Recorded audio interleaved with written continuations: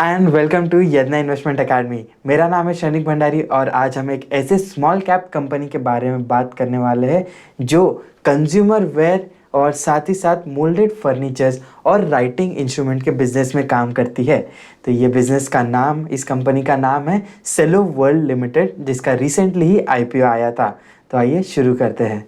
तो जैसा कि मैंने कहा कि ये कंपनी 3 सेगमेंट में अपना बिजनेस फंक्शंस करती है। The first is consumer ware, secondly इनका राइटिंग इंस्ट्रूमेंट बिजनेस है और थर्ड इनका जो बिजनेस है वो है moulded furniture related business.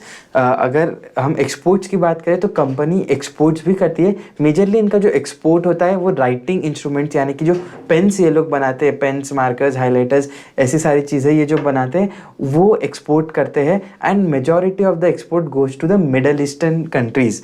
Company के पास 2 ब्रांड है, दैट इज सेलो, जो कंपनी के नाम में भी है, एंड इनका एक और मेजर ब्रांड है यूनोमैक्स, जिसके अंडर वो अपना राइटिंग इंस्ट्रूमेंट्स का बिजनेस यहाँ पे वो करते हैं।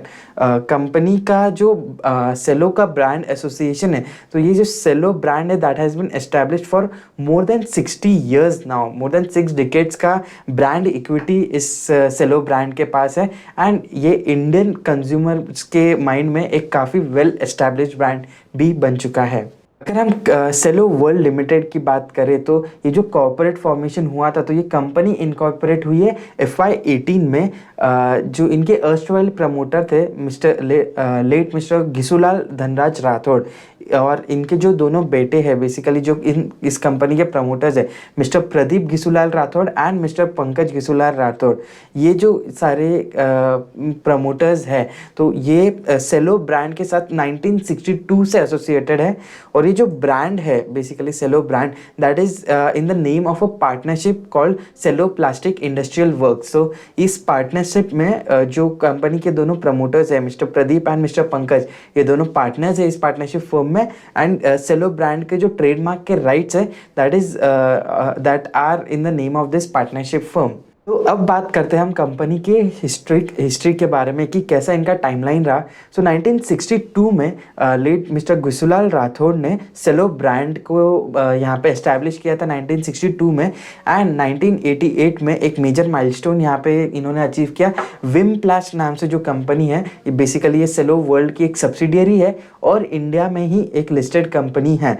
सो विमप्लास्ट मोल्डेड फर्नीचर का बिजनेस करती है एंड 1988 में इस कंपनी को इनकॉर्पोरेट किया गया था। 2009 से लेके 2015 में कंपनी ने अपना पूरा, नॉट कंपनी एग्जैक्टली, बेसिकली जो राठौड़ फैमिली है उन्होंने अपना राइटिंग बिजनेस पूरा की पूरा बेच दिया था to a French firm called BIC Clichy. So BIC Clichy ने सेलो पेन्स का जो बिज़नेस है वो पूरा अपना इन्होंने एक्वायर कर लिया। एंड करेंटली जो आप सेलो पेन्स मार्केट में देखते हो या सेलो नाम से जो स्टेशनरी आप यहाँ मार्केट में देखते हो, सो that is not a part of this company but it is a part of BIC सेलो या BIC क्लिची का जो इंडियन ऑपरेशन है उसके अंडर ये आती है। 2019 में जब इनका नॉन कॉम्पीट एग्रीमेंट ख़त्म हुआ, 2009 में जब 10 ईयर्स के लिए इन्होंने नॉन कॉम्पीट एग्रीमेंट साइन किया था, तो उसका टेन्योर ख़त्म होने के बाद सेलो के जो प्रमोटर्स हैं उन्होंने फिर से राइटिंग बिजनेस में एंट्री ली। एंड यूनोमैक्स नाम से जो अभी एक नया इन्होंने ब्रांड क्रिएट किया है, एंड यूनोमैक्स के अंडर ये लोग अपनी पेन्स एंड बाकी राइटिंग इंस्ट्रूमेंट्स अभी सेल कर रहे हैं। उसके पहले 2018 में ये कंपनी को इन्होंने एक्चुअली इनकॉर्पोरेट किया था। एंड 2017 में उन्होंने ग्लासवेयर एंड ओपलवेयर में भी अपने फंक्शंस चालू किए थे।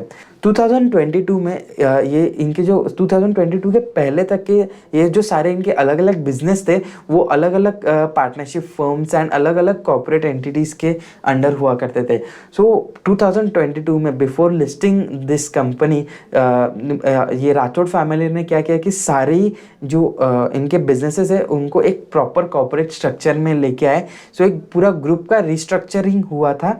एंड 2022 में ही Tata capital and ICICI ventures ने सेलो में इन्वेस्टमेंट की थी। 2023 में ये कंपनी ने अपना IPO लाया एंड उसके बाद से ये अपनी ग्रोथ जर्नी पे आगे बढ़ रहे हैं। तो समझते हैं कि कंपनी के बिजनेस कैसे है। सो कंज्यूमर वेयर का ये जो इनका बिजनेस है, consumer houseware, so that contributes to 66% of their revenue. 2/3 revenue जो आता है वो इसी सेगमेंट से आता है, and that's why this is the most important segment for our analysis as well.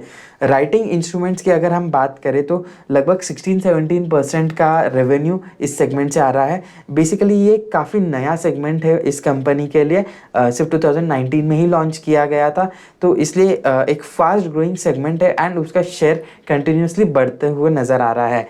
जो मोल्डेड फर्नीचर है बेसिकली जो विमप्लास्ट के अंडर आता है, सो वो लगभग 18% का रेवेन्यू कंट्रीब्यूट किया था FY23 में, एंड H1 FY24 की बात करें तो 17% का रेवेन्यू कंट्रीब्यूशन इस सेगमेंट से आया था।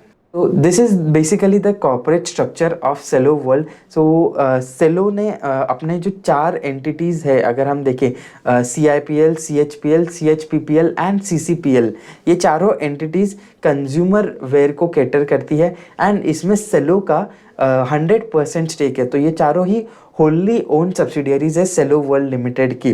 सो एक कंपनी ओपल वेयर में है, एक कंपनी ग्लास वेयर में है, एक इंसुलेटेड प्रोडक्ट्स में है और एक बाकी हाउसवेयर प्रोडक्ट्स में है। सो ऐसे ही सारे बिजनेसेस को इन्होंने अलग अलग कैटेगराइज कर दिया। जो स्टेशनरी का इनका बिजनेस है बेसिकली वो यूनोमैक्स स्टेशनरी प्राइवेट लिमिटेड के अंडर आता है, जिसके अंडर 2 और होली ओन सब्सिडियरीज है, यानी कि सब सब्सिडियरीज है इनकी, स्टेप डाउन सब्सिडियरीज। जो विमप्लास्ट है इसमें कंपनी का 54.92% का स्टेक है। ये एक लिस्टेड कंपनी है, एंड जो मोल्डेड फर्नीचर का बिजनेस आता है कंपनी का वो इस सब्सिडियरी के थ्रू आता है। एक ब्रीफ ओवरव्यू अगर हम सेलो वर्ल्ड के बारे में लेना चाहे तो इनके पास 15,000 से भी ज़्यादा SKUs है एंड 3,300 से भी ज़्यादा डिस्ट्रीब्यूटर्स के साथ ये लोग काम करते हैं। अक्रॉस इंडिया 1,26,000 रिटेलर्स के साथ ये लोग कनेक्टेड है, एंड इनके 13 मैन्युफैक्चरिंग फैसिलिटीज़ है that are present across the country. जो इन हाउस मैन्युफैक्चरिंग का रेशियो है, so revenue from in house manufacturing for H1 FY24 was around 79%। EBITDA margin की बात करें तो H1 FY24 में लगभग 25% के एबिडा मार्जिन है, और ROCE की बात करें तो लगभग 45% का ROCE यहाँ पे कंपनी ने जनरेट किया है, और पैट मार्जिन्स भी कंपनी की काफ़ी स्ट्रॉन्ग है। सो इन्वेस्टमेंट्स की हमने बात करी थी कि ICICI वेंचर और टाटा कैपिटल ने ये दोनों PE फर्म्स ने बेसिकली यहाँ पे कंपनी में इन्वेस्ट किया था इन 2022। कंपनी की ब्रांड्स की बात करें तो कंपनी के 2 मेजर ब्रांड्स है, सेलो and Unomax. So consumer houseware और मोल्डेड फर्नीचर ये दोनों सेगमेंट ही सेलो इस ब्रांड के अंडर फंक्शन करते हैं, एंड जो इनका स्टेशनरी है या जो इनका राइटिंग इंस्ट्रूमेंट्स का बिजनेस है वो यूनोमैक्स ब्रांड के अंडर मेन इनका अम्ब्रेला ब्रांड है। राइटिंग इंस्ट्रूमेंट्स में इनके पास अल्ट्रॉन 2X एंड जेल्ट्रॉन ये दोनों सब ब्रांड्स है, एंड अगर हम कंज्यूमर हाउसवेयर की बात करें तो Puro, chef, H2O, Kleeno, max fresh ऐसे कई सारे इनके सब ब्रांड्स भी है। तो अलग अलग कैटेगरी ऑफ प्रोडक्ट्स के लिए इन्होंने अलग अलग ब्रांड्स बनाए। For example H2O is for water bottles, Kleeno is for cleaning product, जो मॉप्स वगैरह ये लोग बनाते हैं, तो ऐसे क्लीनिंग प्रोडक्ट्स के लिए क्लीनो एक ब्रांड है। तो ऐसे ही अलग अलग ब्रांड्स इन्होंने यहाँ पे क्रिएट कर लिए हैं। तो कंपनी के प्रोडक्ट कैटेगरीज की बात करें, बिकॉज हमने 3 सेगमेंट तो देख लिया, लेकिन अब समझते हैं कि कंपनी क्या क्या प्रोडक्ट्स बनाती है एक्चुअली में। तो हाउसवेयर जो कंज्यूमर वेयर बेसिकली इनका सेगमेंट है, तो उसमें कंज्यूमर हाउसवेयर है जहाँ पे वो plastic bottles, containers, jugs, buckets ऐसे घर में यूज़ होने वाली सारी प्लास्टिक रिलेटेड जो चीज़ें होती है वो सारी चीज़ें वो लोग यहाँ पे बनाते हैं। इसके साथ साथ इंसुलेटेड वेयर है जहाँ पे कैसरोल्स है, वाटर बॉटल्स है, लंच बॉक्सेस है, जो इंसुलेटेड लंच बॉक्स टिफिन्स होते हैं, वो सारी चीज़ें वो लोग इस सेगमेंट में बनाते हैं। इसके साथ साथ इलेक्ट्रॉनिक अप्लायंसेस भी ये कंपनी बनाती है। सो क्या क्या अप्लायंसेस होते हैं, बेसिकली मिक्सर्स है, सैंडविच मेकर्स है, आयन्स है, पॉट्स है, इलेक्ट्रॉनिक पॉट्स, इलेक्ट्रॉनिक पैन्स, ऐसे सारे इलेक्ट्रॉनिक इक्विपमेंट्स भी कंपनी बनाती है। क्लीनिंग एड्स जो क्लीनो ब्रांड के अंदर ये लोग ऑपरेट करते हैं, तो वहाँ पे brushes, wipers, brooms, mops, gloves, dustbins ऐसे सारे क्लीनिंग इक्विपमेंट्स वो लोग यहाँ पे बनाते हैं। ओपलवेयर में company dinner sets, cups, mugs, bowls, lunch PACS ऐसी सारी चीज़ें बनाती है। एंड ग्लासवेयर में again tumblers, jugs, bottles, lunch PACS ऐसी सारी चीज़ें कंपनी बनाती है। उसके साथ साथ पोर्सलेन के भी इनके प्रोडक्ट्स अवेलेबल होते हैं। राइटिंग इंस्ट्रूमेंट में कंपनी मेजरली पेन्स बनाती है। So all types of pens, roller pen, gel pen, ball pen, fountain pen. उसके साथ साथ जो अदर स्टेशनरी है बेसिकली रिलेटेड टू पेन्स ही यहाँ पे हम देखेंगे नॉन पेपर स्टेशनरी में, तो हाइलाइटर्स, मार्कर्स, करेक्शन पेन्स ऐसी सारी चीज़ें ये लोग बनाते हैं। फर्नीचर में company chairs, tables, trolleys, stools, cabinets, ladders and बाकी कई सारे क्रेट्स एंड पैलेट्स वगैरह भी ये लोग यहाँ पे बनाते हैं। सो दिस इज़ अब बेसिकली अ रफ ओवरव्यू कि ये कंपनी एक्चुअली क्या क्या टाइप के प्रोडक्ट्स बनाती है, बिकॉज इनका जो SKU हमने देखा मोर देन 15,500 से ज़्यादा भी इनके SKUs रहे हैं। सो इसलिए एक बहुत ही डाइवर्सिफाइड कंज्यूमर ओरिएंटेड बिजनेस है ये। जैसे ही ये कंज्यूमर बिजनेस है तो यहाँ पे इम्पॉर्टेंट हो जाता है कि ये समझे हम लोग कि इनका डिस्ट्रीब्यूशन कितना स्ट्रॉन्ग है। सो अगर हम सेगमेंट वाइज डिस्ट्रीब्यूशन की बात करें तो कंज्यूमर वेयर में इनके 717 डिस्ट्रीब्यूटर्स है एंड 58,700 से भी ज़्यादा इनके रिटेलर्स यहाँ पे हैं। राइटिंग इंस्ट्रूमेंट्स में 29 सुपर स्टॉकिस्ट है, 1500 के अराउंड इनके डिस्ट्रीब्यूटर्स है एंड ऑलमोस्ट 61,000 रिटेलर्स के साथ ये लोग काम करते हैं। मोल्डेड फर्नीचर की अगर हम बात करें तो रफली 1100 डिस्ट्रीब्यूटर्स इस सेगमेंट में हैं एंड लगभग 7000 रिटेलर्स के साथ ये लोग काम कर रहे हैं। सो इसके साथ साथ इन सभी डिस्ट्रीब्यूटर्स के साथ कनेक्टेड रहने के लिए इनके पास मोर देन 700 की एक सेल्स टीम मौजूद है जो इन रिटेलर्स एंड डिस्ट्रीब्यूटर्स के साथ कंटिन्यूसली कांटेक्ट में रहती है। अगर हम कंपनी के रेवेन्यू मिक्स की बात करें कि कौन से डिस्ट्रीब्यूशन चैनल से कितना रेवेन्यू आता है, सो जनरल ट्रेड जो है बेसिकली जो हमारा ट्रेडिशनल प्रैक्टिस है, डिस्ट्रीब्यूटर से डीलर, डीलर से आगे कंज्यूमर, रिटेलर एंड रिटेलर से कंज्यूमर। सो ऐसे जो जनरल ट्रेड का मिक्स है वो लगभग 76% पे है। एक्सपोर्ट्स की बात करें तो लगभग 10% of revenue mix is from exports.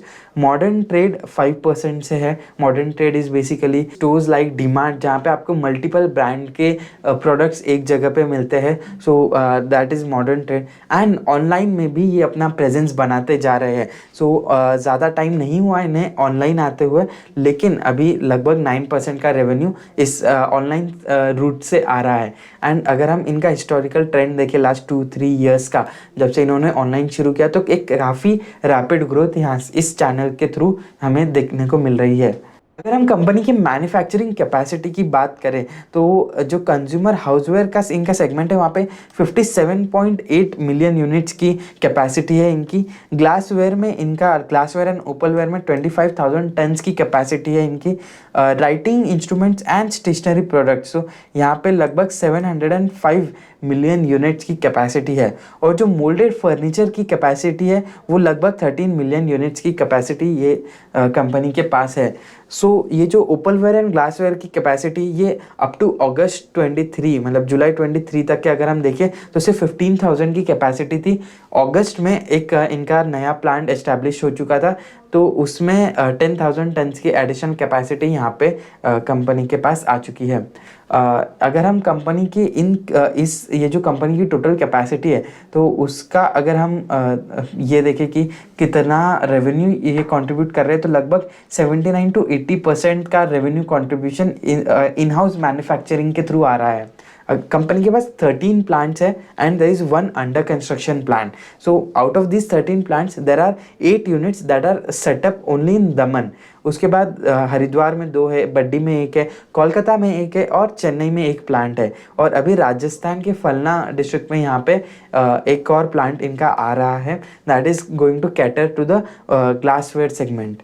तो राजस्थान की जो फैसिलिटी की बात हम कर रहे थे, जो अंडर कंस्ट्रक्शन फैसिलिटी है वो एक्सपेक्टेड है कि मार्च 2024 तक के, यानी कि इस करंट क्वार्टर में ही कंपनी अपना ये एक्सपेंशन कंप्लीट कर ले। एंड उसके बाद जो कंपनी की कैपेसिटी रहेगी वो लगभग 20,000 टन से बढ़ जाएगी। सो 250 करोड़ का केपेक्स कंपनी इस मैन्युफैक्चरिंग फैसिलिटी को लिए स्पेंड करने वाली है। अगर कंपनी के लॉजिक्स की बात करें कि ये इतना बड़ा एक्सपांशन क्यों कर रहे हैं, बिकॉज करंट कैपेसिटी इज़ 25,000, तो लगभग 80% of the current capacity is coming from this new project. So company के मैनेजमेंट का ये कहना है कि जो इम्पोर्ट ऑफ ग्लासवेयर का जो डिपेंडेंस है इनका, तो उसको इस इम्पोर्ट डिपेंडेंस को उन्हें कम करना है। एंड बेसिकली जो थर्ड पार्टी सप्लायर्स पे इनका जो डिपेंडेंस है वो कम करके कंपनी मार्जिन्स भी इंक्रीज कर सकती है। So glassware is already a high margin product, opalware specially. तो अगर इस सेगमेंट में ज़्यादा इन हाउस मैन्युफैक्चरिंग होगा तो कंपनी का कहना है कि मार्जिन्स और ज़्यादा स्ट्रॉन्ग यहाँ पे निकल कर आएंगे। कैपेसिटी यूटिलाइजेशन की बात करें तो सबसे ज़्यादा यूटिलाइजेशन लेवल्स सिर्फ ओपलवेयर एंड ग्लासवेयर में है, जो लगभग 90% के कैपेसिटी यूटिलाइजेशन पे ऑपरेट कर रहे हैं। बाकी अगर हम सेगमेंट्स की बात करें तो अभी कंपनी के पास एम्पल ऑफ कैपेसिटी है to scale its operations, because houseware में 80% की लगभग यूटिलाइजेशन से, राइटिंग इंस्ट्रूमेंट में less than 70% and moulded furniture में अराउंड 70% के यूटिलाइजेशन लेवल्स है। सो FY23 के बेस पे भी अगर हम देखें तो काफ़ी बड़ा हेडरूम है कंपनी को to expand their revenue basically before incurring any significant capex. So जो ओनली केपेक्स यहाँ पे चल रहा है that is which is expected to commence in this quarter itself, that is in the opalware and glassware segment, जो कि already एक very high utilization levels पे ऑपरेट कर रहा है। तो अभी हम समझेंगे कंपनी के ईच एंड एवरी सेगमेंट के बारे में कि ये कंपनी उस सेगमेंट में क्या क्या कर रही है, एंड उस सेगमेंट की जो स्पेसिफिक इंडस्ट्री है तो इंडस्ट्री के बारे में भी हम एवरी सेगमेंट के लिए अलग से इनसाइट्स यहाँ पे समझेंगे। सो कंज्यूमर वेयर में बेसिकली कंपनी कई सारे प्रोडक्ट्स बनाती है, ये हमने पहले भी एक बार देख लिया था। So this is just a overview कि वो क्या क्या टाइप ऑफ प्रोडक्ट्स बनाती है, from bottles to pans and all, and tiffins, cutleries, ऐसी कई सारी चीज़ें, एंड इलेक्ट्रॉनिक अप्लायंसेस भी कंपनी बना रही है। तो that very diverse set, and ये जो सेगमेंट है बेसिकली वो लगभग 2/3 ऑफ रेवेन्यू कंट्रीब्यूट कर रहा है कंपनी को। सो एक बहुत ही स्ट्रैटेजिकली इंपॉर्टेंट सेगमेंट है from the company's point of view.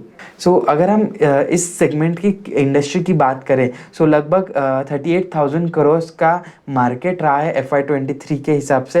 And जो इंडिया का कंज्यूमर वेयर मार्केट है उसको दो हिस्सों में डिवाइड किया जाता है, एक consumer houseware and consumer glassware. So जो ग्लासवेयर, ओपलवेयर एंड पोर्सलेन की प्रोडक्ट्स आते हैं वो कंज्यूमर ग्लासवेयर में कैटेगराइज होते हैं, एंड जो बाकी प्लास्टिक प्रोडक्ट्स है वो कंज्यूमर हाउसवेयर में कैटेगराइज होते हैं। तो अगर हम इनकी मार्केट साइज़ की बात करें तो कंज्यूमर हाउसवेयर एक बहुत ही बड़ा मार्केट है, लगभग 34,300 करोड़ का मार्केट साइज था इन FY23। एंड कंज्यूमर ग्लासवेयर की अगर हम बात करें तो लगभग 3,500 करोड़ का ये मार्केट रहा है इन FY23। सो टोटल इंडिया का अगर हम कंज्यूमर मार्केट देखें तो 37,800 करोड़ का मार्केट यहाँ पे ये देखने को मिलता है। अगर हम कंज्यूमर हाउसवेयर में देखें सो majority of the market size comes from small kitchen appliances, तो लगभग 13,500 करोड़ का मार्केट सिर्फ इसी सेगमेंट में है। उसके बाद जो इनका कुकवेयर सेगमेंट है तो वहाँ पे लगभग 7,900 करोड़ का एक मार्केट अवेलेबल है। तो ऐसे ये दोनों सेगमेंट में काफ़ी बड़ा मार्केट साइज कॉन्सेंट्रेटेड है। सिमिलरली अगर हम ग्लासवेयर एंड ओपलवेयर की बात करें तो ग्लासवेयर का 1,900 करोड़ एंड ओपलवेयर का 1,400 करोड़ का मार्केट साइज है। सो जो कंज्यूमर ग्लासवेयर है उसमें पोर्सलेन का साइज काफ़ी छोटा है, सिर्फ 200 करोड़ का ही ये एक मार्केट है। अगर हम हिस्टोरिकल एंड फ्यूचर ग्रोथ की बात करें तो हिस्टोरिकली ये जो टोटल मार्केट रहा है वो लगभग FY15 से लेके FY23 में ऑलमोस्ट 7.5% से ग्रो हुआ है। एंड जो एक्सपेक्टेड ग्रोथ है टोटल मार्केट की वो लगभग 10.6% की एक्सपेक्टेशंस है। अगर इस सेगमेंट में अगर हम ब्रांडेड और अनब्रांडेड का मिक्स देखें तो करेंटली 61% का ब्रांडेड मिक्स है, एंड ये मिक्स इंक्रीज हुआ है फ्रॉम 52% इन FY15। सो ये जो मिक्स है बेसिकली ये दर्शाता है कि जो ब्रांडेड सेगमेंट है वो एक हायर पेस ऑफ ग्रोथ से गुजरा है एंड ऐसी एक्सपेक्टेशन है कि ब्रांडेड प्लेयर्स का ग्रोथ बेटर रहेगा as compared to unbranded product. So लगभग 13% का यहाँ पे ग्रोथ एक्सपेक्टेशन है इस सेगमेंट के लिए। सेलो के अगर हम रेवेन्यू की मार्केट शेयर की बात करें रेवेन्यू टर्म्स में, तो लगभग ब्रांडेड का 5% मार्केट शेयर सेलो ब्रांड के पास सेलो वर्ल्ड के पास आता है। सो नेक्स्ट जो चार्ट आपकी स्क्रीन पे दिख रहा है दैट इज बेसिकली इंडिकेटिंग कि what are the major competitors in Cello's business. तो सेलो का जो सबसे क्लोजेस्ट कॉम्पिटिटर है दैट इज मिल्टन। उसके बाद LaOpala, Borosil, Tupperware, Signoraware, Prestige, Hawkins, ऐसे कई सारे रिनाउंड ब्रांड्स के साथ भी सेलो यहाँ पे compete करता है। तो एक बहुत ही competitive industry because consumer ware है, तो इसलिए यहाँ पे जितना डिस्ट्रीब्यूशन ज़्यादा अच्छा रहेगा उस कंपनी को ज़्यादा बेनिफिट रहेगा। एक चीज़ हम यहाँ पे नोटिस कर सकते हैं कि Cello and Milton are the two closest competitors. So Cello के कंज्यूमर वेयर में जो क्लोजेस्ट कॉम्पिटिटर की अगर हम बात करें तो that would be Milton. Price point की बात करें कि किस प्राइस पॉइंट पे ये ऑपरेट करते, तो ड्रिंक वेयर में सेलो का जो प्राइस पॉइंट है सबसे छोटे लेवल से काफ़ी बड़े लेवल पे ये लोग जाते हैं। 50 रुपीज़ से 250 रुपीज़ के भी प्रोडक्ट्स यहाँ पे इस कंपनी के हैं। अगर हम बाकी सेगमेंट्स में देखें सो किचन अप्लायंसेस का ही एक जो सेगमेंट है वो एक हायर प्राइस पॉइंट पे because those are electronic appliances. लेकिन अगर हम बाकी प्रोडक्ट्स की बात करें तो डिनरवेयर एंड सर्ववेयर में लगभग 5000 के भी इनके SKUs है and lunch box and storage box में लगभग 4000 रुपीज़ के भी इनके SKUs अवेलेबल है मार्केट में।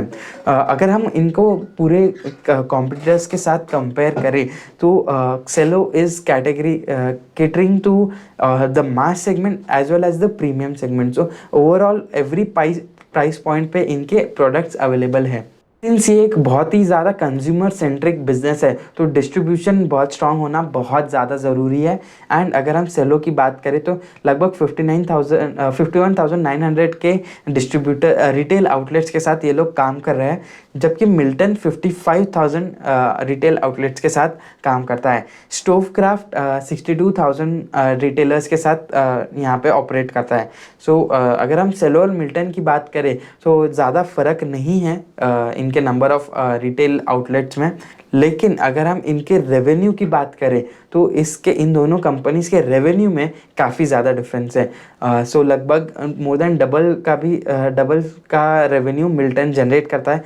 सो सेलो वर्ल्ड का इस सेगमेंट में जो रेवेन्यू है FY23 में लगभग 1181 करोड़ का यहाँ पे रहा है और इबिट मार्जिन अगर हम देखें तो 22.5% की इबिट मार्जिन कंपनी ने यहाँ पे जनरेट किए हैं। सेलो का जो मार्जिन है as compared to Milton that is substantially higher. वहीं अगर हम लाओपाला की बात करें तो ये भी एक लिस्टेड कंपनी है एंड लाओपाला का जो मार्जिन है वो सबसे ज़्यादा है। So basically Laopala is purely present into the glass segment, तो इसी वजह से उनके जो मार्जिन है वो ज़्यादा है। सेलो के और मिल्टन के मार्जिन्स की बात अगर हम करें बिकॉज दोनों ही ग्लास और प्लास्टिक दोनों में ही है, तो उसका जो की रीज़न है वो that is a higher share of opal ware in the Cello's portfolio. So ये एक मेन चीज़ है। And second thing is Milton का जो इन हाउस मैन्युफैक्चरिंग है वो काफ़ी लो है। हमने देखा कि सेलो का जो इन हाउस मैन्युफैक्चरिंग वाला रेवेन्यू है दैट इज़ अराउंड 79-80%। वही एक रीज़न है कि इनके इबिट मार्जिन्स हायर है एज़ कम्पेयर टू मिल्टन। तो अगर हम प्राइस पॉइंट्स की बात करें तो Cello economy, mid premium and premium तीनों ही सेगमेंट में केटर करती है। एंड अगर हम मिड प्रीमियम सेगमेंट की बात करें तो वहाँ melamine, Opalware, porcelain and glassware ऐसे चारों ही कैटेगरीज में ये लोग अवेलेबल है। इस सेगमेंट के फाइनेंशियल्स की बात करें तो 670 करोड़ का रेवेन्यू FY21 में था और लगभग उतना ही रेवेन्यू कंपनी ने फर्स्ट हाफ ऑफ FY24 में जनरेट किया है। लगभग 638 करोड़ का रेवेन्यू इस कंपनी ने यहाँ पे जनरेट कर लिया है। अगर हम प्रॉफिटेबिलिटी की बात करें सो ग्रॉस प्रॉफिट मार्जिन्स के टर्म्स में लगभग 52 to 53% के बीच में इनके मार्जिन्स रेंज करते हैं। एंड उसी के वजह से जो इबिट अगर हम जो ग्रॉस प्रॉफिट अगर हम देखें तो लगभग 340 करोड़ का ग्रॉस प्रॉफिट इन्होंने जनरेट कर लिया है। That is almost equivalent to the FY21 levels. करेंगे कंपनी के राइटिंग इंस्ट्रूमेंट्स की। हमने ये तो जान लिया कि जो सेलो पेन्स आती है या सेलो की दूसरी जो स्टेशनरी सेलो ब्रांड के अंडर आती है वो इस सेगमेंट का पार्ट नहीं है। जो यूनोमैक्स नाम के पेन्स आते हैं या दूसरे राइटिंग इंस्ट्रूमेंट्स आते हैं वो इस कंपनी का बिजनेस के अंडर आते हैं। तो अब हम समझेंगे कि ये जो इंडस्ट्री है राइटिंग इंस्ट्रूमेंट की वो कैसे ग्रो हुई है। लगभग 8 to 9% का ब्रांडेड प्लेयर्स का ग्रोथ एक्सपेक्टेशन है इन नेक्स्ट 4 to 5 ईयर्स। और अगर हम टोटल मार्केट की बात करें तो this is in terms of what the manufacturers realise. लगभग 10,000 करोड़ का यहाँ पे इनका मार्केट रहा है 100 बिलियन रुपीज़ का। That is expected to increase to almost 145 billion. लगभग 14,000 करोड़ का मार्केट साइज यहाँ पे बन जाएगा in next 5 years. This is the estimates that has been given by CRISIL. ये इंडस्ट्री के ग्रोथ नंबर हम लोग एक्सपेक्ट कर सकते हैं। अभी हम समझेंगे कि कंपनी का डिस्ट्रीब्यूशन कैसा है इस सेगमेंट में। यूनोमैक्स ये जो ब्रांड है कंपनी का उसके लगभग 59,000 रिटेल आउटलेट्स के साथ ये लोग अभी काम कर रहे हैं। एंड ये एक रिलेटिवली न्यूअर ब्रांड है as compared to the peers like Camlin, Linc, DOMS, Rorito. ये काफ़ी वेल एस्टैब्लिश्ड कंपनीज़ है इस सेगमेंट में, इस इंडस्ट्री में। इसीलिए इनका जो प्रेजेंस देखने को मिल रहा है हमें तो वो काफ़ी छोटा है। लेकिन हम एक चीज़ देख सकते हैं कि इस सेगमेंट में कंपनी ने काफ़ी फास्ट ग्रो किया है। तो इसलिए शायद आगे जाके ये और भी ज़्यादा ग्रो करने की इनकी कैपेसिटी रहेगी। जितना ज़्यादा डिस्ट्रीब्यूशन ये लोग यहाँ पे लाएंगे, जितना रिटेल नेटवर्क ये लोग अपना एक्सपांड करेंगे through out the country and across the countries also, because ये लोग राइटिंग इंस्ट्रूमेंट्स को मिडल ईस्ट में भी एक्सपोर्ट करते हैं। यही चीज़ है होगी कि ये इनके इंडियन बिजनेस को कैसे ड्राइव करेगा आगे। रेवेन्यू कंपैरिजन की बात करें तो सेलो का 111 करोड़ का रेवेन्यू था इन FY21, वो लगभग 285 करोड़ पे आ चुका है इन FY23। अगर हम इनके कंपेटिटर्स के हिसाब से इन्हें कंपेयर करें तो DOMS is currently doing a revenue of लगभग 1200 करोड़। एंड अगर हम फ्लेयर की बात करें तो 950 करोड़ के आसपास का रेवेन्यू वो कर रहे हैं। And Cello on the other hand is doing just 300 crore of revenue. काफ़ी गैप है इस सेगमेंट में। एंड अगर मार्जिन्स की बात करें तो सेलो वर्ल्ड काफ़ी ज़्यादा प्रॉफिटेबल है इस सेगमेंट में, बिकॉज डॉम्स, फ्लेयर, बाकी हिंदुस्तान पेंसिल जो अप्सरा एंड नटराज पेंसिल्स ये दोनों ब्रांड इस कंपनी के अंडर है। तो इनकी मार्जिन्स कम है बिकॉज इनका जो प्रोडक्ट पोर्टफोलियो है वो बहुत ज़्यादा डाइवर्सिफाइड है। They have pencils, they have stationery, colours, तो ऐसे कई सारे they also have some paper stationery as well, drawing books वगैरह भी होती है फॉर एग्जांपल डॉम्स के अंडर। इसी वजह से इनके मार्जिन्स काफ़ी कम है बिकॉज सेलो सिर्फ और सिर्फ पेन्स में केटर करता है, तो इसलिए उनका margin as compared to its peer हमें ज़्यादा नज़र आते हैं। हम इस सेगमेंट के जो इनके पीयर्स है उनका रेवेन्यू स्प्लिट कंपेयर करें तो FY22 के हिसाब से मेजॉरिटी ऑफ द कंपनीज का जो इनके कॉम्पिटिटर्स रहे हैं उनका रेवेन्यू इंडियन बिजनेस से आता है। लेकिन सेलो वर्ल्ड का जो मिक्स है दैट इज़ क्वाइट इनवर्स। लगभग 37% का रेवेन्यू इन्होंने डोमेस्टिकली किया and 63% of revenue was through export. Export sales पे ये सेगमेंट अभी काफ़ी ज़्यादा फोकस्ड हमें नज़र आ रहा है and mostly middle eastern region में ये लोग केटर कर रहे हैं। कंपनी की जो रेवेन्यू ग्रोथ रही है इस सेगमेंट में वो काफ़ी सॉलिड रही है। 111 करोड़ का FY21 का रेवेन्यू था और सिर्फ H1 FY24 में ही कंपनी ने 165 करोड़ का रेवेन्यू कर लिया, which is almost equivalent to what they had done in FY22। Margins यहाँ पे थोड़े से डिक्लाइन होते हुए देखने को मिले हैं। FY21 में लगभग 58% के मार्जिन थे, वो अभी ऑलमोस्ट 53.7% पे आ चुके हैं। नेक्स्ट सेगमेंट की अभी हम बात करेंगे moulded furniture and allied product. So इस सेगमेंट का अगर हम ग्रोथ देखें तो एक फास्ट ग्रोइंग सेगमेंट रहा है ये भी। सो लगभग 19% की एक्सपेक्टेड ग्रोथ यहाँ पे हमें नज़र आती है। सो कंपनी का लेकिन मार्केट शेयर जो है ब्रांडेड प्लेयर्स में भी लगभग 4% से नीचे है। सो काफ़ी छोटा एक ये कॉम्पिटिटर है as compared to its peers. अगर हम रेवेन्यू की बात करें तो रेवेन्यू भी बहुत फास्ट ग्रो नहीं हो रहा है। सो 268 करोड़ का रेवेन्यू FY21 में था, उसके बाद 319 एंड 331 करोड़ का रेवेन्यू कंपनी ने पोस्ट किया। So very slow moving single digit growth हमें यहाँ पे कंटिन्यूसली देखने को मिली है। और अगर हम H1 FY24 के नंबर्स भी कंपेयर करें so that is almost equivalent to what it had done in the first half of FY23 का जो क्लोजेस्ट कॉम्पिटिटर है इस सेगमेंट में, तो दैट इज़ नीलकमल। ये एक और लिस्टेड कंपनी है। सो नीलकमल के हिसाब से अगर हम सेलो को कंपेयर करें so Cello is basically just 10%, 10 to 12% revenue generating of what Nilkamal is doing.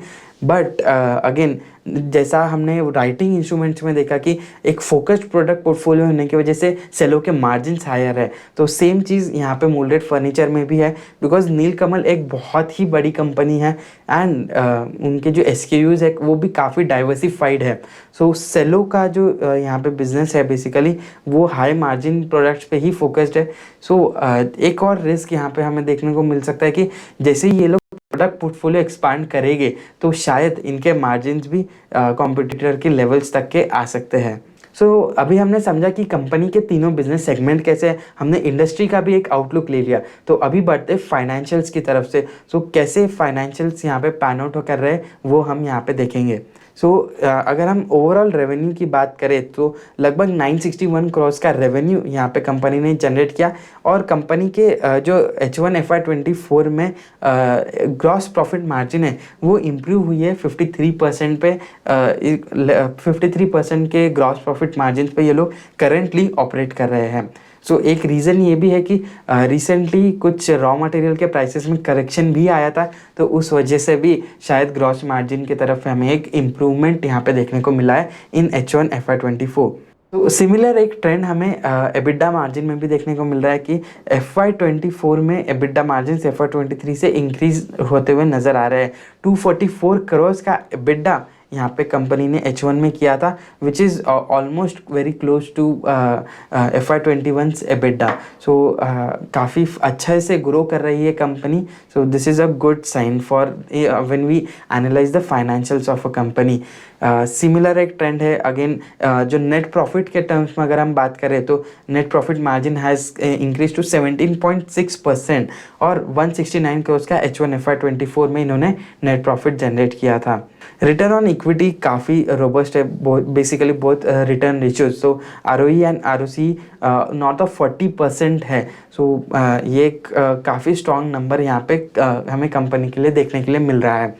अगर हम वर्किंग कैपिटल डेज़ की बात करें तो वर्किंग कैपिटल डेज़ डिक्लाइन होते हुए तो ज़रूर नज़र आ रहा है, लेकिन एज ऑफ FY23 154 डेज़ के वर्किंग कैपिटल यहाँ पे कंपनी का है। सो एक काफ़ी ज़्यादा पीरियड, मतलब almost 5 months of working capital is invested in the business. So एक बहुत ही बड़ा नंबर है ये। डेट टू इक्विटी रेशियो की अगर हम बात करें तो ऑलमोस्ट 0.6 पे आ चुका है debt to equity as of FY23। So company ने अपना लिवरेज जो है वो सिग्निफिकेंटली कट डाउन किया है in the recent past. Exports की बात करें सो एक्सपोर्ट्स भी कंपनी के काफ़ी अच्छे से काफ़ी तेज़ी से ग्रो हुए। 45 करोड़ के एक्सपोर्ट थे इन FY21 एंड लगभग 96 करोड़ के एक्सपोर्ट्स कंपनी ने सिर्फ H1 FY24 में ही कर लिया है। सो जो एक्सपोर्ट मिक्स भी है वो 4% से इंक्रीज होके 10% पे आ चुका है। सो एक सिग्निफिकेंट इंक्रीज देखने को मिल रहा है, and that is basically because of the growth in the pens business. So pens business का जो एक्सपोर्ट रेवेन्यू आ रहा है वो इस ओवरऑल एक्सपोर्ट मिक्स को ड्राइव कर रहा है। अभी हम बात करेंगे कंपनी के मैनेजमेंट के बारे में, तो उनका गवर्नेंस कैसा है। So basically there are 3 directors जो राठौड़ फैमिली को बिलोंग करते हैं। So mister Pradeep Ghisulal Rathod, he is the chairman and managing director of the company, and उनका ऑलमोस्ट 40 ईयर्स ऑफ एक्सपीरियंस है इस इंडस्ट्री में। Mister Pankaj Ghisulal Rathod, he is also the joint managing director, he is younger brother of mister Pradeep Rathod, और इनका लगभग 35 years of experience रहा है इस इंडस्ट्री में। मिस्टर प्रदीप राठौड़ के बेटे mister Gaurav Pradeep Rathore, he is the 3rd generation promoter of this company, and उनका जो एक्सपीरियंस है लगभग 8 to 9 ईयर्स ऑफ एक्सपीरियंस इनका इस इंडस्ट्री में रहा है। एंड बेसिक जो ओपल वेयर का सेगमेंट इन्होंने लॉन्च किया था, इस जो एक वेरी हाई मार्जिन बिजनेस है, तो उसके लॉन्च में मिस्टर गौरव राठौड़ ने एक इंस्ट्रूमेंटल रोल यहाँ पे प्ले किया था। उसके साथ साथ जो इनका ऑनलाइन चैनल मिक्स है, लगभग 8-9-10% का रेवेन्यू अभी ऑनलाइन और मॉडर्न ट्रेड के थ्रू आ रहा है। तो ये न्यू ट्रेड रूट्स जो है, न्यू डिस्ट्रीब्यूशन रूट्स जो है, वो basically that is the initiative that is taken by mister Gaurav Rathore. So again एक बिजनेस फैमिली से आकर अपने बिजनेस को आगे बढ़ा रहे हैं ये। So this is a good sign for the investors. So अभी हम देखेंगे कि कंपनी के जो ये मैनेजमेंट है, जो राठौड़ फैमिली को बिलोंग करते हैं, सो उनका रेम्यूनरेशन कैसा रहा है इन FY23। सो सेलो वर्ल्ड लिमिटेड से इन तीनों भी डायरेक्टर्स ने 1 रुपये की भी सैलरी नहीं ली थी इन FY23, लेकिन mister Pradeep Rathore and mister Pankaj Rathore ने लगभग 1.37 crore and 1 crore respectively Vim प्लास्ट limited से इन्होंने रेम्यूनरेशन यहाँ पे लिया था। सो अभी हम सोच सकते हैं कि अरे कितने अच्छे प्रमोटर्स है ये, बेसिकली कुछ सैलरी भी नहीं ले रहे, कंपनी के लिए काम भी कर रहे हैं, कंपनी को ग्रो भी कर रहे हैं, बट ऐसा नहीं है। बिकॉज डायरेक्टली अगर ये लोग सैलरी नहीं ले रहे हैं तो इनडायरेक्टली ये लोग काफ़ी ज़्यादा अर्न कर रहे हैं फ्रॉम द कंपनी। सो अगर हम कंपनी के बारे में जानेंगे तो रिलेटेड पार्टी ट्रांजैक्शंस बहुत ज़्यादा कर रही है ये कंपनी। सो कंपनी के जो इनके ब्रांड नेम्स है, उनके ट्रेडमार्क्स जो है वो एक पार्टनरशिप फर्म में अवेलेबल है। तो जो राइट्स है वो पार्टनरशिप फर्म के अंडर है, एंड जो प्रमोटर फैमिली है वही प्रमोटर्स है इस पार्टनरशिप फर्म में। सो ये लोग रॉयल्टीज़ लेते थे अप टू FY23, और FY24 के आगे जब से ये कंपनी लिस्ट हुई तो कंपनी ने एक एग्रीमेंट साइन किया जिसके अंडर एक एडेंडम के अंदर तो उन्होंने रॉयल्टीज़ को अभी वेव ऑफ कर दिया है।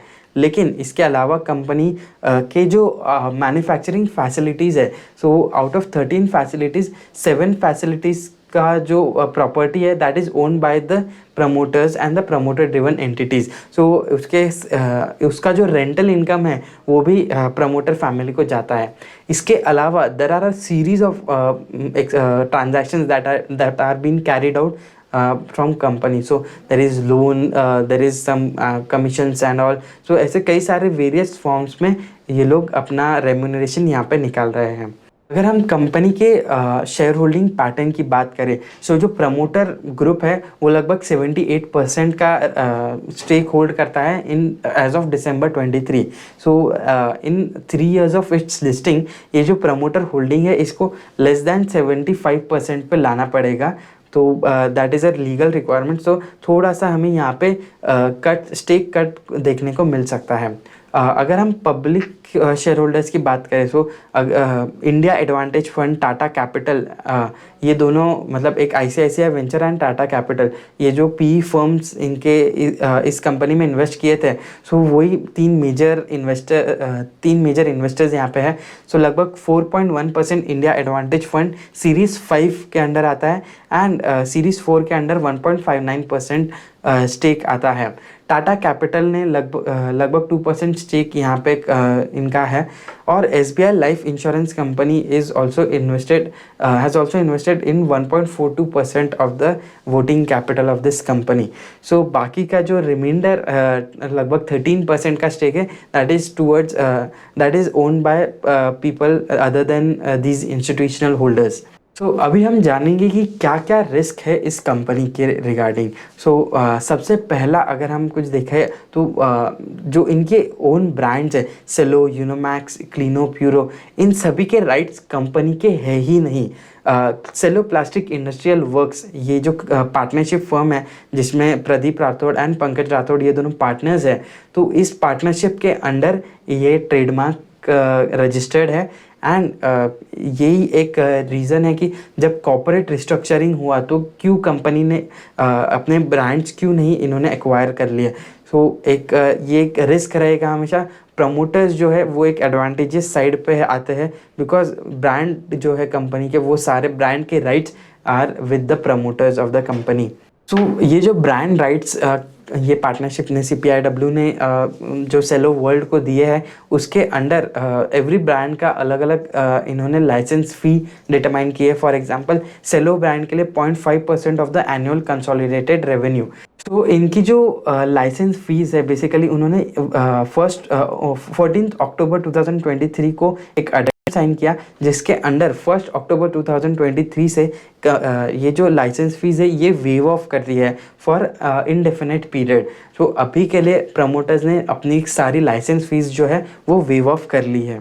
साथ साथ कंपनी के जो रिलेटेड पार्टी ट्रांजैक्शन है वो भी नेचुरल से थोड़े ज़्यादा दिखते हैं। बहुत ज़्यादा कॉम्प्लेक्स यहाँ पे रिलेटेड पार्टी ट्रांजैक्शन हमें नज़र आते हैं, बिकॉज ये लोग लाइसेंस फीस वगैरह तो लेते ही थे, लेकिन उसके साथ रेंटल इनकम भी जनरेट कर रहे हैं, बिकॉज कंपनी की जो मैन्युफैक्चरिंग फैसिलिटीज़ है उनकी वो properties they are owned by the promoters.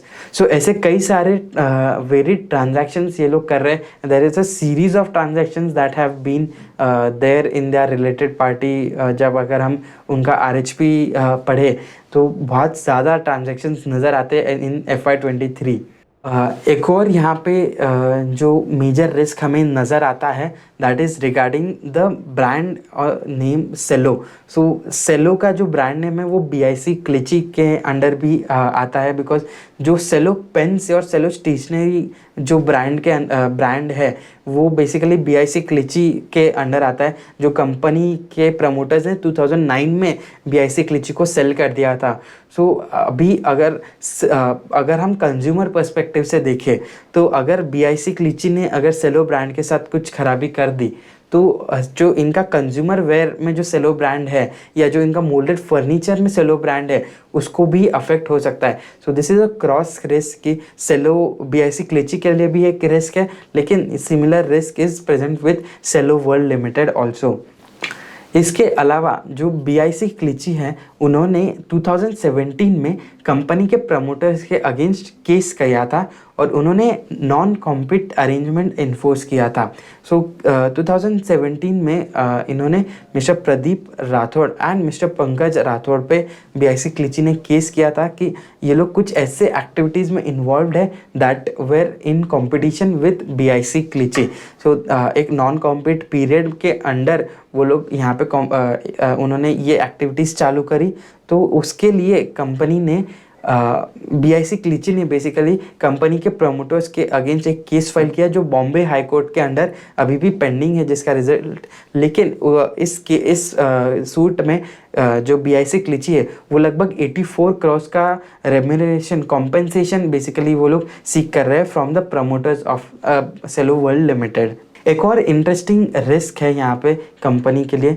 Flare नाम से जो कंपनी है, फ्लेयर राइटिंग, तो वो भी एक राठौड़ फैमिली के बिजनेस है एंड जो सेलो है वो भी राठौड़ फैमिली का बिजनेस है।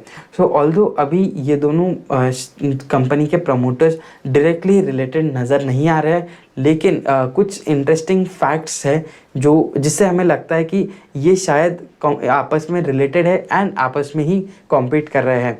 तो बेसिकली ये कंपनी दोनों कंपनीज़ के हेड ऑफिस मुंबई में है, लेकिन अगर हम की यूनिट्स की बात करें, इनके मैन्युफैक्चरिंग की बात करें, तो दमन में फ्लेयर के 5 यूनिट्स है एंड सेलो के 8 यूनिट्स है। तो कहीं ना कहीं ये फिशी चीज़ नज़र आ रही है कि यहाँ पे ऑलरेडी कुछ ज़्यादा क्लैरिटी हमें नहीं मिली, बिकॉज कंपनी ने कहीं भी अपने ना ही फ्लेयर ने ना ही सेलोक ने कहीं भी एक दूसरे का नाम मेंशन नहीं किया है। लेकिन अगर हम कंपनी के प्रोडक्ट्स की बात करें, सो सेलो ने 2019 में पेंस में एंट्री ले ली and that was the business of flare.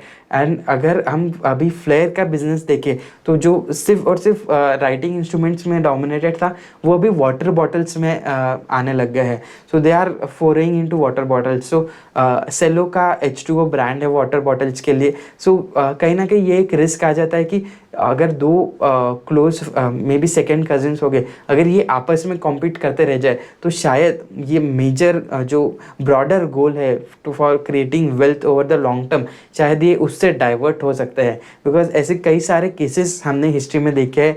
For example Prince pipes का जो 2000 से लेकर 2012-13 का पीरियड था, सो वो एक सिमिलर फेज में से गुजरा था।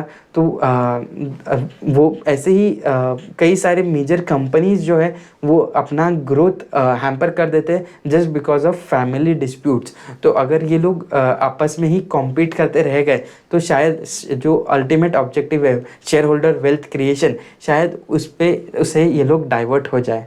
सो हमने अभी कंपनी को 4 एंगल से स्टडी कर लिया। हमने कंपनी का एंटरप्राइज देखा कि वो कैसे बिजनेस में क्या क्या बिजनेस है, उनके क्या क्या प्रोडक्ट्स वगैरह, वो सारी चीज़ें हमने देखी। फिर हमने उनके इंडिविजुअल सेगमेंट के इंडस्ट्री के बारे में समझा। उसके बाद हमने कंपनी के फाइनेंशियल्स देखे और कंपनी के गवर्नेंस भी देखे, और हमने यहाँ पे कंपनी के रिस्क भी हाईलाइट कर लिया। लेकिन एक एस्पेक्ट जो अभी बचता है that is regarding valuations. So currently company is trading at the stock is trading at a P of 70। सो लगभग 70 के पी पे ट्रेड हो रहा है। लेकिन अगर हम इंडस्ट्री ग्रोथ के बारे में देखें, सो लगभग 13-14% का ग्रोथ यहाँ पे है। तो उस हिसाब से काफ़ी हायर लेवल्स पे पी लेवल्स पे ये ट्रेड कर रही है। अगर हम कंपनी के पीयर्स की भी बात करें, फॉर एग्जांपल राइटिंग इंस्ट्रूमेंट में इनके जो पीयर्स है या जो इनके कंज्यूमर वेयर में इनके जो पीयर्स है, उनके हिसाब से भी सेलो वर्ल्ड का जो पी रहा है, पी रेशियो है currently, that is on a higher side. तो पीयर टू पीयर कंपैरिजन में अगर हम देखें तो हायर लेवल ऑफ वैल्यूएशंस पे ये स्टॉक अभी ट्रेड कर रहा है। लेकिन अगर कंपनी उस लेवल की अगर ग्रोथ दे दे कि अगर वो 30% से ग्रो कर रही है एवरी ईयर, सो शायद ये वैल्यूएशन जस्टिफाई भी हो सकते हैं। लेकिन this is too soon to comment on this part, because अभी तक के जो फेज़ रहा है वो अनलिस्टेड पीरियड में था। तो लेकिन अभी पोस्ट लिस्टिंग जब इन्हें क्वार्टरली अपडेट्स वगैरह देने पड़ेंगे तो शायद हमें और ज़्यादा क्लैरिटी आएगी कि इनका बिजनेस कैसे आगे जाके पैन आउट हो सकता है। तो फॉर नाउ जो करंट वैल्यूएशंस है वो ऑन अ एक्सपेंसिव साइड नज़र आते हैं।